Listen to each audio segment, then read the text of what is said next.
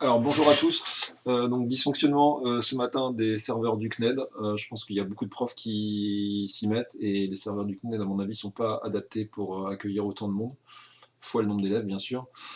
Donc je vous propose, enfin j'ai fait une petite vidéo, je fais cette petite vidéo que je vais mettre sur YouTube pour vous expliquer rapidement ce que je comptais vous expliquer.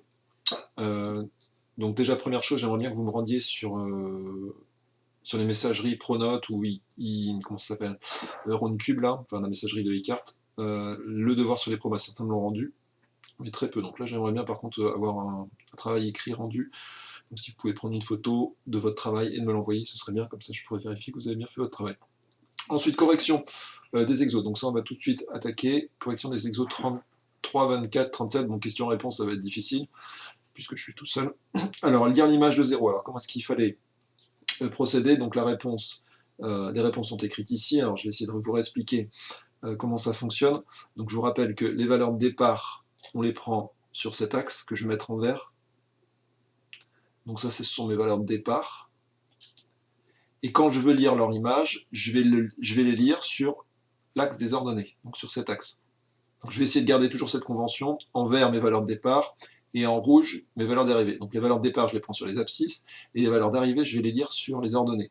Les valeurs d'arrivée, on appelle ça les images, des valeurs que j'ai prises sur l'axe des abscisses. Donc par exemple, quand je veux trouver l'image de 0, 0, je vais le prendre sur l'axe des abscisses, et je vais regarder son image sur l'axe des ordonnées.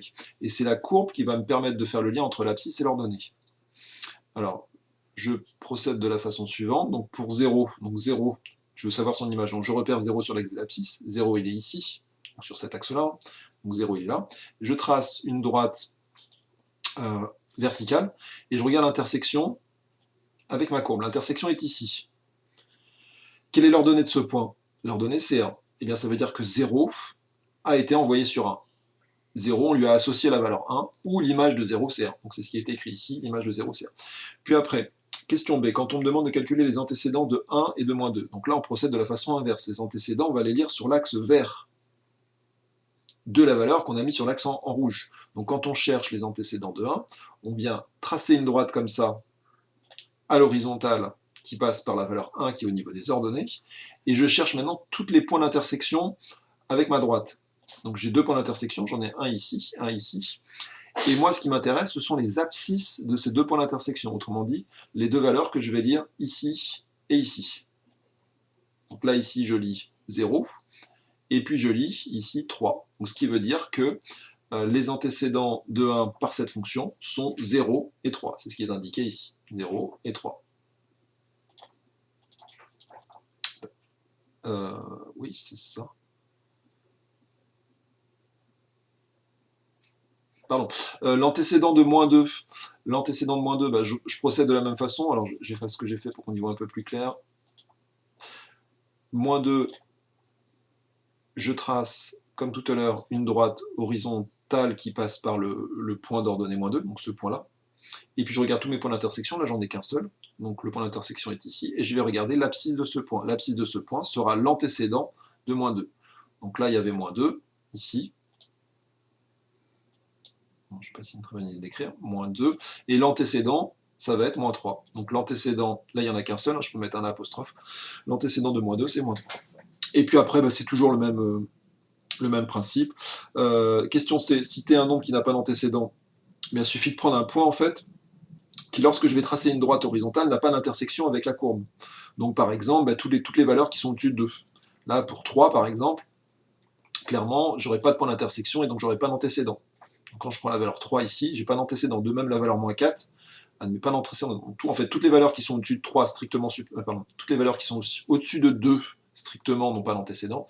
Et toutes les valeurs qui sont en dessous de moins 3 strictement, ça veut dire que je ne prends pas moins 3. Par exemple, je peux prendre moins 3,001, mais je ne peux pas prendre moins 3. Donc moins 3, 0,001 n'a pas d'antécédent. Moins 3 lui aura un d'antécédent par contre. Donc toutes les valeurs qui sont inférieures à moins 3 n'admettront pas d'antécédent strictement, inférieur à moins 3, et toutes les valeurs supérieures strictement à 2 n'ont pas d'antécédent. Si tu as un nombre qui a 3 antécédents, donc là il suffit de trouver une valeur sur l'axe des ordonnées, qui lorsque je vais tracer la droite verticale, va avoir 3 points d'intersection avec ma courbe. Alors les candidats me semblent bien dans cette zone-là, par exemple, quand je prends un point ici, Alors ils nous ont proposé 0. 0, oui c'est pas mal effectivement, mais en fait on peut prendre aussi cette valeur-là, par exemple moins 0,5, j'ai 1, 2, 3 points d'intersection. Alors ils ont pris 0, 0 ça marche aussi. En fait j'ai l'impression que toutes les valeurs qui sont comprises entre moins 1 et 1 vont bien admettre 3 antécédents, puisqu'à chaque fois, non pas, pardon, pas moins 1, moins 1 ça va pas marcher, mais toutes les valeurs comprises entre moins 1 et 0, alors il faut exclure moins 1 et 0, on a le droit de le prendre, mais toutes ces valeurs-là admettront 3 antécédents, puisqu'il y aura à chaque fois 3 points d'intersection. Je passe à l'exo suivant, si vous voulez réécouter mes explications, je suis allé un petit peu trop vite, vous revenez en arrière. Pour l'exercice 24, qui était à faire pour aujourd'hui, voici la correction. Alors, première question, sur quel axe lit-on les images? Alors, les images, je vous l'expliquais tout à l'heure, et je vais toujours garder cette convention, les images, ça se lit sur l'axe des ordonnées, cet axe-là, d'accord? Donc, je mets en rouge ici, images, qu'on mette bien du rouge sur ce mot-là. Les antécédents, eh bien là, ça va se lire sur l'axe des abscisses, cet axe-là, d'accord?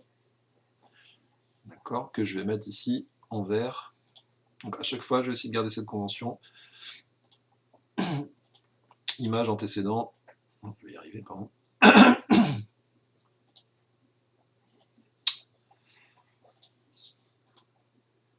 Ok. Donc c'est ce qui est écrit ici. Les antécédents, ça se lit sur l'axe des abscisses, et les images, ça se lit sur l'axe des ordonnées. Donc c'est ce qu'il fallait répondre à la question 1. Deuxième question, lire f de 0,5. Alors qu'est-ce que ça veut dire f de 0,5? Il y a beaucoup d'entre vous qui sont parfois perturbés par cette notation, c'est pas très compliqué. En fait, quand on vous demande f de 0,5, c'est exactement la même chose que quand on vous demande de calculer l'image de 0,5 par la fonction f. Donc ça, c'est la même question que calculer l'image de 0,5, comme vous aviez eu à faire tout à l'heure, lire l'image de 0. D'accord ? Donc là, on va lire l'image de 0,5. Donc on va trouver 0,5 sur l'axe des abscisses, et on va regarder ce qu'il devient par la fonction f. La fonction f, c'est la courbe qui est en rouge, qui va faire le lien entre l'abscisse et l'ordonnée. L'abscisse, ça va être notre valeur de départ, c'est-à-dire ce qui est dans la parenthèse. Donc en gros, ça, je peux le mettre en vert. Ça, c'est plus ou moins ce que j'ai comme valeur de départ. D'accord ? Et le nombre que je vais obtenir quand je vais lire sur mon axe des ordonnées ce que devient 0,5, ce sera l'image. 0,5, c'est la valeur de départ. Quand je lui applique la fonction f, il devient l'image de 0,5. Donc c'est ce que je vais faire. 0,5, alors petit piège dans cet exercice, les unités sur l'axe des ordonnées et l'axe des abscisses, je ne sais pas si vous avez remarqué, ce n'est pas les mêmes. Là, il y a 2 carreaux pour 1, et là, il y a 1 carreau pour 1. Donc 0,5, il est ici. Quand je trace une droite verticale, eh bien, je suis ici, et j'ai qu'un seul point d'intersection qui est ici. Et donc, l'ordonnée de ce point, c'est 0. Donc, l'image de 0,5, 0,5, c'était ma valeur de départ. Je regarde l'intersection de ma courbe lorsque j'ai tracé une droite verticale, l'intersection est ici, et je regarde l'ordonnée de ce point. L'ordonnée de ce point, c'est 0. Alors, c'est peut-être pas très clair, puisqu'on est sur... Enfin, c'est plus compliqué à voir, je trouve, quand on est sur des situations où on tombe sur 0. Peut-être qu'avec moins 1,5, vous allez avoir plus de facilité pour comprendre. Moins 1,5, il est où au niveau des abscisses? Moins 1,5, il est ici. Donc ça, c'est ma valeur, moins 1,5. Je trace une droite verticale, et je regarde l'intersection avec ma courbe. J'ai un point d'intersection qui est ici, et je vais regarder l'ordonnée de ce point. Donc là, je m'aperçois que moins 1,5 qui était là est devenu 1. Donc f de moins 1,5, c'est 1. L'image de moins 1,5, c'est 1, si vous préférez. L'image de 0, pareil, c'est 3. Donc là, je ne le refais pas, je prends 0 ici, j'arrive ici. Si tu as un nombre qui n'a aucun antécédent, c'est comme tout à l'heure, il suffit de prendre un endroit de la courbe, trouver des valeurs sur l'axe des ordonnées, qui lorsque je trace une droite horizontale, eh bien, j'ai pas de point d'intersection avec ma courbe. Donc par exemple, quand je me mets ici,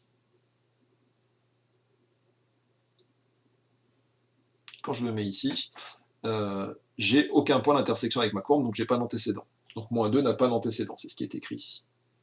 Alors, si je cherche une valeur sur l'axe des ordonnées qui admet qu'un seul antécédent, il faut que lorsque je trace la droite horizontale, j'ai qu'un seul point d'intersection.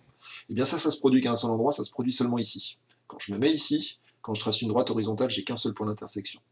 Donc moins 1, il n'a qu'un seul antécédent, c'est 1. Dans tous les autres cas, vous aurez plusieurs antécédents. Si vous regardez bien, à chaque fois, il y a toujours au moins 2 points d'intersection, voire plus.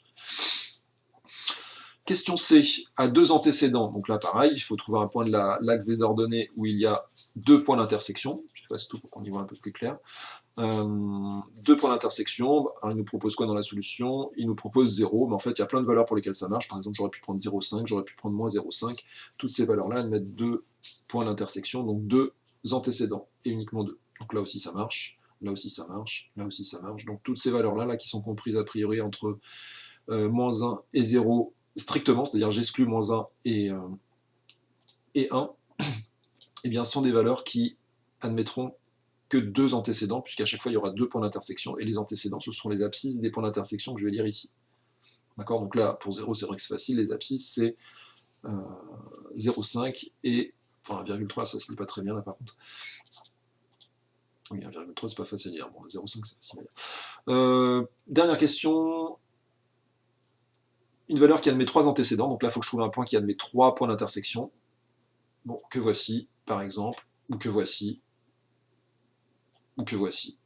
Donc là, toutes les valeurs que j'ai prises ici, 1, 1,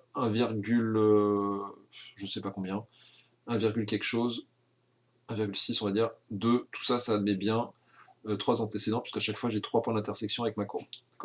Et les antécédents, alors pour 1 comme c'est fait dans l'énoncé, là, j'ai 3 antécédents, c'est moins 1,5, 0,3, et puis 1,4. Bon, c'est pas facile de faire des choses précises. Donc les abscisses que je lis ici, moins 5, moins 5, 0,3 et 1,4. Donc les 3 antécédents de 1 sont ces valeurs-là. Dernière question, Karim, il y a un nombre qui a plus de 3 antécédents. A-t-il raison? Eh bien oui, il y a un nombre qui admet plus de 3 antécédents, c'est ce nombre-là, le nombre 3. Alors pourquoi est-ce qu'il admet plus de 3 antécédents? En fait, il en admet même une infinité, puisque quand je trace ma courbe, quand je trace ma droite horizontale, je m'aperçois qu'en fait, j'ai ici une infinité de points d'intersection. Et bien, toutes ces valeurs-là vont être des antécédents de 3. Et là, il y a beaucoup de nombres. Hein. Là, je peux refaire ça à l'infini, donc je vais avoir une infinité en fait d'antécédents pour la valeur 3, qui sont tous les nombres compris entre moins 1 et 0. Il y a du monde entre moins 1 et 0. Dernier exercice, c'est un exercice sous forme de tableau. Donc si je reprends mes couleurs, je vous rappelle au niveau image antécédent, ça va être les images de ça. D'accord? Et ça, les valeurs en vert, ce sont les antécédents des valeurs en rouge. Donc ma fonction, en gros, elle va de la gauche vers la droite. Je passe de là vers là, en appliquant la fonction. Alors cette fois, elle ne s'appelle pas f, comme on le fait d'habitude, elle s'appelle n. Et n, c'est pas grave, c'est juste une lettre qui désigne une notation de fonction. Donc elle va transformer ce nombre en ce nombre. Alors comment ça fonctionne? Sur un site internet, on a compté le nombre de lignes de chaque petite annonce. Ce tableau définit la fonction n, qui à un nombre de lignes associe le nombre de petites annonces correspondantes. Donc là, on a un nombre de lignes, et à chaque fois, on a le nombre d'annonces qui ont ce nombre de lignes. D'accord? Première question, que signifie l'écriture n de 7 égale à 9? Donc en gros, on vous demande d'interpréter ce qui se passe ici. Il faut faire une phrase en français avec ce qui se passe ici. On a 7 nombres de lignes, 9 annonces. Quelle phrase en français on peut fabriquer avec ça? C'est tout bête. Il y a 9 annonces qui ont un nombre de lignes égal à 7. Donc c'est ce qui est écrit ici. Il y a 9 annonces qui ont 7 lignes. Un nombre de lignes égal à 7, oui, c'est peut-être plus simple de dire qu'ils ont 7 lignes. Deuxième question, petit b. Par la fonction n, quelle est l'image de 6? Que devient 6? 6, je vous l'ai dit, les valeurs qui sont dans la deuxième colonne sont les images des valeurs qui sont dans la première. Alors on peut le faire aussi en ligne, hein. Les tableaux habituellement ils sont plutôt comment dire, présentés comme ça. Bon, c'est pas toujours le cas, mais souvent on aura, si je prends mes couleurs, si je les mets en ligne, ce sera comme ça. Les antécédents ici seront en vert, et les valeurs en rouge seront les images. Bon là, on a choisi une présentation colonne, mais ça change absolument rien. Donc l'image de 6, et bien tout bêtement, c'est 15. C'est ce que je lis ici. L'image de 6, c'est 15. 6 devient 15 grâce à la fonction n. Donc la réponse est là. Et dernière question, quels sont les antécédents de 24? Les antécédents de 24, alors il y en a plusieurs. 24, en fait, il est là et là.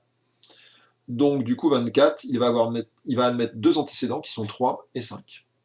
Et ça, c'est quelque chose qui me fait dire que quand, l'exercice est terminé, mais je vous fais une petite remarque, si j'essaye d'aller dans l'autre sens, eh bien en fait, je n'aurai pas une fonction. Si je transforme ces nombres-là en ceux-là, ce ne sera pas une fonction. Pourquoi? Parce que le nombre 24, il aurait deux nombres qui lui sont associés. Et ça, c'est pas possible. Quand on a une fonction, chaque nombre est envoyé sur un seul nombre et pas deux. Là, 1, il est envoyé sur 3. Mais 1, il ne va pas être envoyé sur autre chose plus tard. Alors que là, dans l'autre sens, on n'a pas une fonction parce qu'on a des nombres qui admettent plusieurs images. Et ça, c'est pas possible. Un nombre ne peut pas admettre plusieurs images. Et vous le verrez aussi ça graphiquement. Il y a des exercices comme ça qui sont assez intéressants où certaines figures ne peuvent pas fabriquer une fonction. Je prends un exemple rapide. Si je trace ce genre de courbe, donc ça peut définir une fonction. Mais dès lors que je vais revenir en arrière, eh bien ça ne pourra pas fabriquer une fonction. Pourquoi? Eh bien, regardez, quand je prends une valeur sur mon axe des abscisses, qu'est-ce qui va se passer ici? Je vais avoir en fait deux points d'intersection. Donc j'imagine que je cherche l'image de ce point, eh bien je vais me retrouver avec deux images possibles. Et ça, c'est pas possible. On ne peut pas avoir une courbe qui nous fabrique deux images, sinon c'est plus une fonction. Donc cette courbe-là, clairement, ce ne sera pas une fonction. Il faut surtout pas que la courbe revienne en arrière, sinon on se retrouve avec deux points d'intersection quand on va tracer des droites horizontales, et du coup deux images possibles. Ça n'a pas de sens. Allez, je vous remercie d'avoir écouté. N'hésitez pas à m'envoyer des questions surprenantes. S'il y a des choses qui n'ont pas été claires, je vais mettre tout ça également en fichier PDF. Et j'espère que la vidéo sera accessible de votre côté et que le site du CNED pourra aussi refonctionner plus rapidement. Je vous mets également du travail à faire. N'oubliez pas de me rendre le devoir sur les probabilités. Bonne journée.